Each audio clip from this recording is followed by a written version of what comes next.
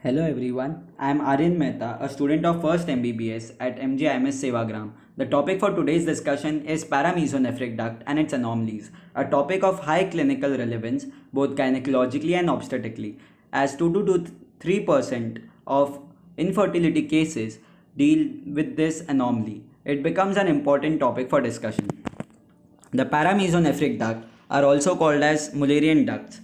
They are responsible for formation of female reproductive structures, that is the uterus, the fallopian tube, the cervix and upper two-thirds of the vagina. Things we will talk about are the paramesonephric duct, structures derived from paramesonephric duct, molecular regulation of genital duct system, fate of paramesonephric duct in males and females, and the clinical correlation. Embryologically, we know that by the 16th day of development, a trilaminar germ disc is formed with an upper ectoderm, lower endoderm, intervening mesoderm. The intervening mesoderm is also called as intraembryonic mesoderm. In relation to the notochord, it is further divided into three parts: the paraxial mesoderm, the intermediate mesoderm, and the lateral plate mesoderm. The intermediate mesoderm is responsible for formation of urogenital system. The urogenital system begins to develop at about third week. After the head, tail and the two lateral folds, the intermediate mesoderm now forms a ridge on the posterior abdominal wall. This is referred as the urogenital ridge. The section you are seeing is at the lumbar level. The ridge has two aspects, the medial aspect and the lateral aspect. The medial aspect is referred as the genital ridge, while the lateral aspect is referred as the nephrogenic cord. The nephrogenic cord is responsible for formation of the urinary system, while the genital ridge is responsible for formation of gonads. Other structures develop in relation to the nephrogenic cord. These are the paramesonephric duct and the mesonephric duct. The diagram depicts the relations of the paramesonephric duct. It is clear from this diagram that it is the lateral most structure in this ridge. The fate of the paramesonephric duct in males is formation of appendix of testes, which is a vestigial structure, while in females it forms the uterine tubes, uterus and upper vagina. We know that by the 12th week of development, genital duct system is undifferentiated. That means we have both paramesonephric duct and mesonephric duct. The paramesonephric duct is responsible for formation of female reproductive structures, while mesonephric duct is responsible for formation of male reproductive structures, both of which open into urogenital sinus on its posterior surface. The urogenital sinus is responsible for formation of bladder. The molecular regulation would be dealt at the end. The paramesonephric duct is clearly seen is not patent in males. It only forms two structures, that is the appendix of testes and utriculus prostaticus in males. The appendix of testes is shown in this diagram. The radiogram depicts the same. In females, the paramesonephric duct forms the female reproductive organs. The paramesonephric duct can be divided into three parts: the upper part, the middle part and the lower part. The upper part opens into the abdominal cavity. It has finger-like projection at its upper end, while the middle part crosses the mesonephric duct, while the lower part fuses with the paramesonephric duct from the other side to form the uterine canal. The uterine canal actually opens into the urogenital sinus. With the descent of ovary, the first two parts develop into the uterine tubes, that is the fallopian tube, while the paramesonephric duct which fused, that is the lower part of the paramesonephric duct, move mediocaudally to lie in a transverse plane. After the ducts fuse in the midline, a transverse pelvic fold is established, which divides the pelvic cavity into two smaller cavities, that is the uterorectal pouch and utrovesical pouch. The transverse fold is actually going to be the broad ligament of the uterus. The fused part of the paramesonephric duct are actually responsible for formation of the body and the cervix of the uterus. They actually form the endometrium of the uterus.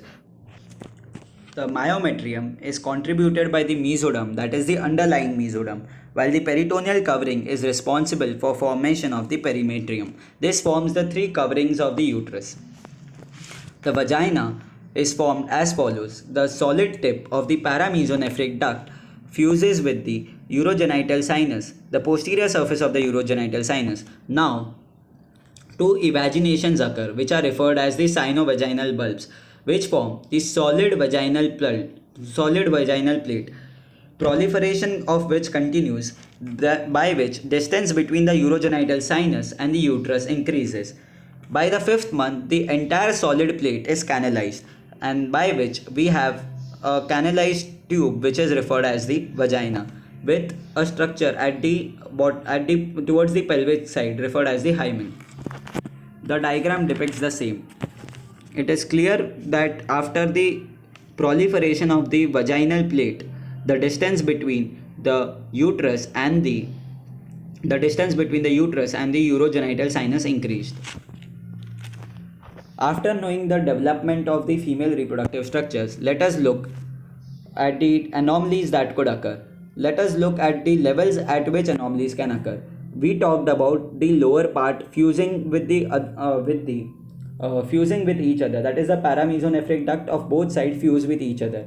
So if the fusion does not occur, then there is an error. If after fusion the septum between them is not dissolved or not reabsorbed, then also we have an error. While if there is not formation of a paramesonephric duct, that is hypoplasia of the or agenesis of paramesonephric duct, then we have another set of defects. Let my hand depict the two paramesonephric duct. The lower part of the paramesonephric duct fuse as follows.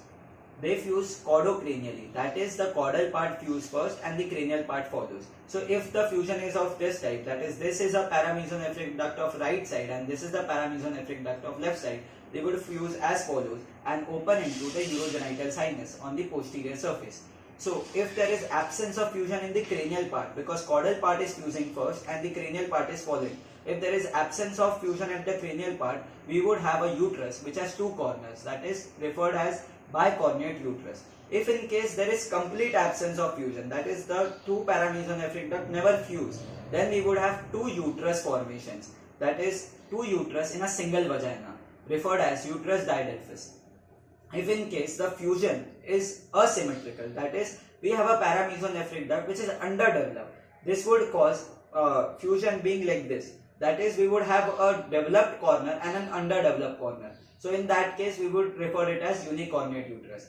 After the fusion that is happening, there would be formation of a septum obviously, but this septum obviously would be dissolved or reabsorbed. So if in case there is anomaly in this kind of thing, that is, there is error in reabsorption, we would have following defects. If in case the middle part of this septum is not absorbed, then we would have a septate uterus, that is, the uterus would have a presence of a fibrous structure in between the myometrium, that is, in between the muscular structures, you would have a fibrous structure. But if in case the septum is present only at the cranial part, that is, only cranial part is present, then we would have an indentation, that is, an elevation in the fundus part, referred as the arcuate uterus. See, we talked about the fusion being caudocranial, but sometimes a condition might be seen that caudal fusion is absent.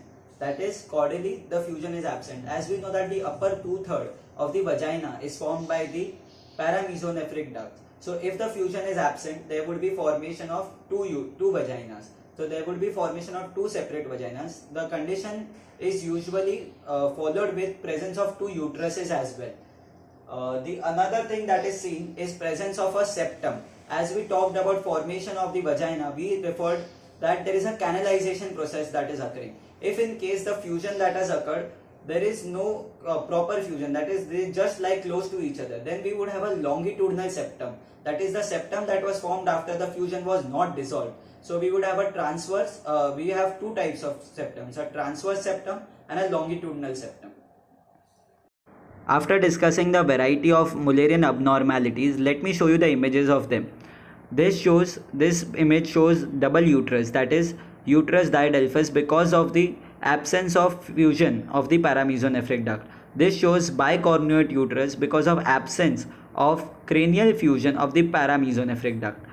This shows a unicornuate uterus, which is because of asymmetrical fusion of the paramesonephric duct. This shows septate uterus. It is formed because of lack of dissolution of the midline septum, that is formed because of fusion. This is partial septate or referred as arcuate, which shows indentation in the fundus. These two diagrams show the presence of septum in the vagina. This is the longitudinal vaginal septum we talked about. This is a case in which both the paramesonephric duct fail to fuse. So we have two uteruses as well as two vaginas we talked about. This is the hysterosalpingogram showing bicornuate uterus. This is a hysterosalpingogram showing arcuate uterus. This is a hysterosalpingogram showing the septate uterus. It is important to note here that all these Mullerian abnormalities are also accompanied by renal abnormalities. As we talked about urogenital development, we came to know that genital development and the urinary system development are closely linked to each other. So most of the time, after screening the patient for Mullerian abnormality, we should also screen them for renal abnormalities as well.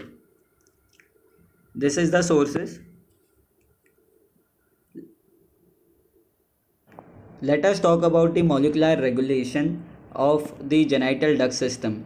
In testes, we know that there are two types of cells, Leydig cells and Sertoli cells. Sertoli cells secrete a hormone referred as the anti-Mullerian hormone or Mullerian inhibiting substance, which causes suppression of the paramesonephric duct, by virtue of which we do not see formation of paramesonephric duct, that is patency is not seen of paramesonephric duct, while testosterone that is released by the Leydig cell is responsible for proliferation of the mesonephric duct and thereby formation of the male reproductive organs, while ovaries which secrete estrogen stimulate the paramesonephric duct development, while because of the absence of the testosterone the mesonephric duct fails to proliferate in females.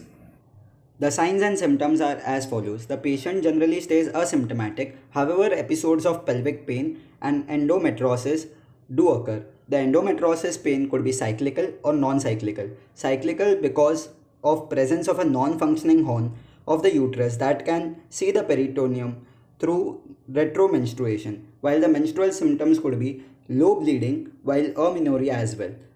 Obstetrical symptoms include recurrent pregnancy loss due to abnormal implantation, preterm labor, intrauterine growth restriction, and retained placenta. Thank you for listening. Signing out, Aryan Mehta, MGIMS 19 batch.